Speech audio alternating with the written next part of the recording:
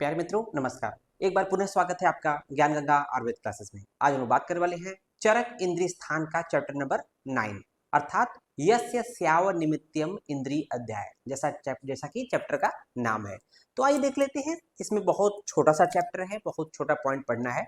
तो जैसा कि हम लोग हर अध्याय में हर चैप्टर में देखते हैं, पहला पॉइंट क्या पढ़ना है? अध्याय परिचय। अध्याय परिचय में हम लोग को जानना है कि इस चैप्टर में किसके बारे में क्या क्या वर्णन है। तो मोटा मोटा बात जानेंगे, देखेंगे। जैसा कि अध्याय परिचय है, तो जब सबसे पहले हम लोग चरक इंद्रिय स्थान का कौन सा चैप्टर है? चैप्टर नंबर 9 है, इसलिए हम लोग दिया चरक इंद्रिय स्थान का चैप्टर नंबर 9 हो गया।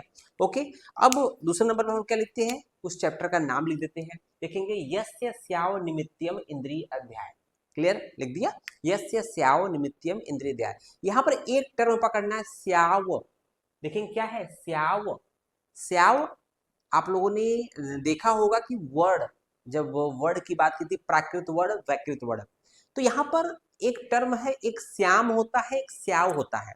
क्योंकि ये इंद्रिय स्थान पढ़ रहे हैं, तो यहाँ प्राकृत वर्ड का विशेष तो है नहीं। जब भी बात करेंगे, मृत्यु से संबंधित बात करेंगे, तो वैकृत वर्ड या वैकारिक वर्ड की बात करेंगे। तो ये जो स्याव वर्ड है वो क्या है? वैकारिक वर्ड है, विकृत वर्ड है ना।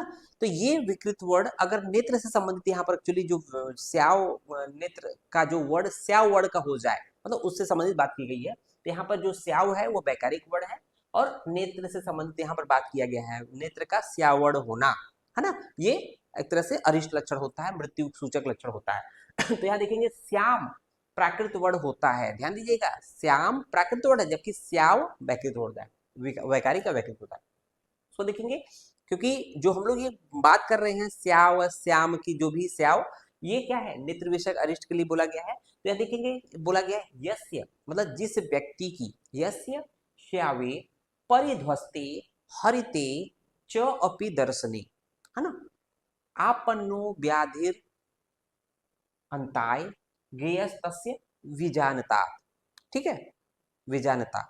ठीक है, तो यहाँ पर ये बोला गया है कि जिस व्यक्ति की नेत्र, जिस व्यक्ति का नेत्र या आंखें या आई बाल, नेत्र गोलक स्याव वर्ड की हो गई हो, स्याव वर्ड वैकारिक वर्ड है, और परिध्वस्ते, परिध्वस्ते का मतलब होता है कि जो आई बाल होता है वो आई सॉकेट में तो इजीली तो फिक्स हो, मतलब ऐसे पड़ा नहीं रहता है। उसको स्थिर रखने के लिए, आई बाल को स्थिर रखने के लिए, नहीं तो वो इधर उधर लुढ़कता रहेगा ना, सॉकेट में रहेगा। जो इस सॉकेट में है आई, जो आई बाल है ना, जिसको नेत्र गोलक कहते हैं, तो उसको स्थिर करने के लिए एक्स्ट्रा आकुलर मसल, आपने फर्स्ट में पढ़ा होगा एनाटॉमी में, एक्स्ट्रा आकुलर मसल पढ़ा होगा। तो एक्स्ट्रा आकुलर मसल उसको टोटल 6 होते हैं, 4+2 को इस तरह पढ़ते हैं ना, एक ऑब्लिक या इस तरह की चीजें, इंटरनल, लैटरल, मीडियल, है ना, इस तरह से होते हैं। तो ये एक्स्ट्रा आकुलर मसल जब तक सही रहेंगे तब तक ये आई बाल आपका बिल्कुल ठीक रहेगा। लेकिन अगर जैसे ही लूज पड़ जाएंगे, जिस एक्स्ट्रा आकुलर मसल की जो पकड़ लूज पड़ जाएगी, तो आई बाल ऑटोमेटिक इधर उधर भागने लगता है। तो वही बात कर रहा है कि परिध्वस्ती, तो जिसका नेत्र गोलक च्युत हो गया हो, हिंदी में देखेंगे तो च्युत मतलब नीचे की तरफ लुढ़क गया हो। जो सामने देख रहे हैं हम, अगर वो नीचे की तरफ अगर आ गया, जैसे कहते हैं ना कि ऑटोमेटिक मर गया आदमी, मरने की कंडीशन पे है, तो जिसका नेत्र गोलक च्युत हो गया मतलब नीचे की तरफ वो उसके देख रहा हो, है ना, देख रहा मतलब अंतिम समय है। हरिते, हरित वर्ण का हो गया हो, श्याव वर्ण का हो गया हो, हरित वर्ण का हो गया हो, ऐसा दिखाई दे रहा है।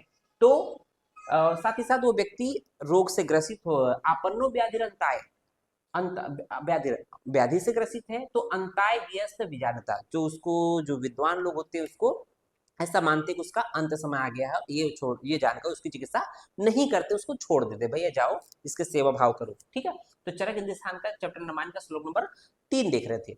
अब देखेंगे इस अध्याय में, क्योंकि हम लोग अध्याय परिचय पढ़ रहे हैं, तो इस अध्याय में हम लोग अष्ट महागत रोग की बात करेंगे। क्योंकि इस अध्याय में अष्ट महागत की बात करेंगे।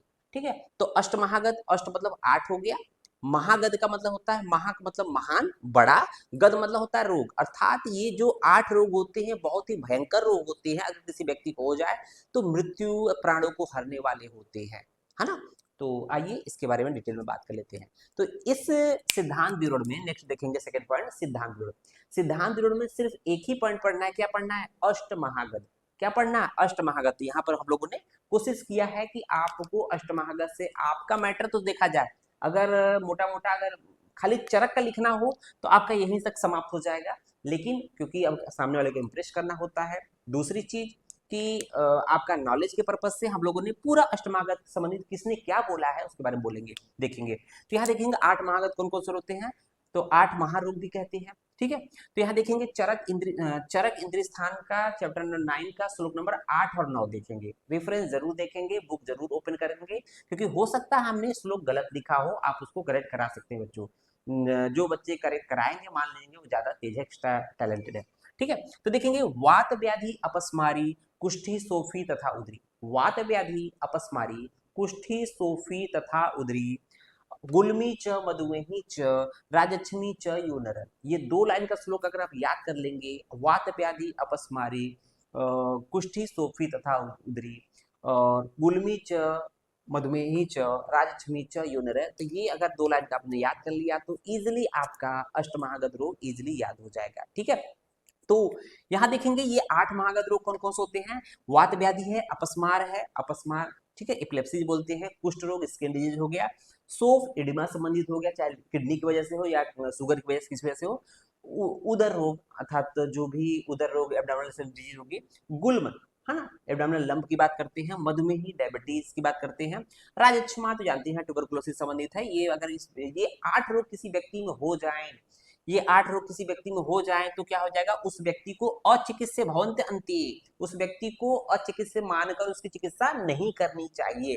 और साथ ही साथ ये भी बोला गया है कि बल मांस क्षय, अगर ये रोग किसी व्यक्ति को हो गया, ये 8 रोग हो गए हो, 8 में से 8 भी हो सकते हैं, 2 भी हो सकते हैं, 4 सकते हो, मतलब 8 में से कोई एक रोग हो गया है और उस व्यक्ति का बल और मांस क्षय हो गया हो, ठीक है, तो क्या करना चाहिए, उसको अचिकित्स्य मान लेना चाहिए, अचिकित्स्य मानकर उसकी चिकित्सा नहीं करनी चाहिए।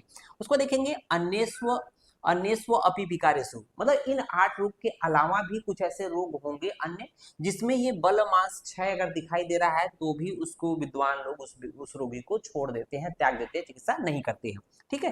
तो आपने देखा, तो ये तो चरक के 8 अष्टमहागत रोग कहा देखा, लेकिन सुश्रुत की बात कर लेते हैं। सुश्रुत ने अष्टमहागत रोग जो है सुश्रुत सूत्र के चैप्टर नंबर 33 में आवरणी अध्याय में 8 महागत रोग के बारे में बात किया है, उन्होंने भी 8 बोला है लेकिन संख्या थोड़ा सा अलग कर दिया चरक से। तो यहाँ चरक का 4 तो बोला है, जिसमें वाद व्याधि प्रमेय कुष्ठ और उदर रोग, वाद व्याधि प्रमेय कुष्ठ उदर रोग 4 बोला है, प्लस क्योंकि सुश्रुत क्या थे, सर्जन थे, तो सर्जरी में ज्यादा मजा आता था, ours piles haemorrhoid, अस्मरी stone, भगंदर fistula और मूड गर्भ, है ना, बच्चों से संबंधित होता है, आप पीडीएफ में पढ़ेंगे इसको।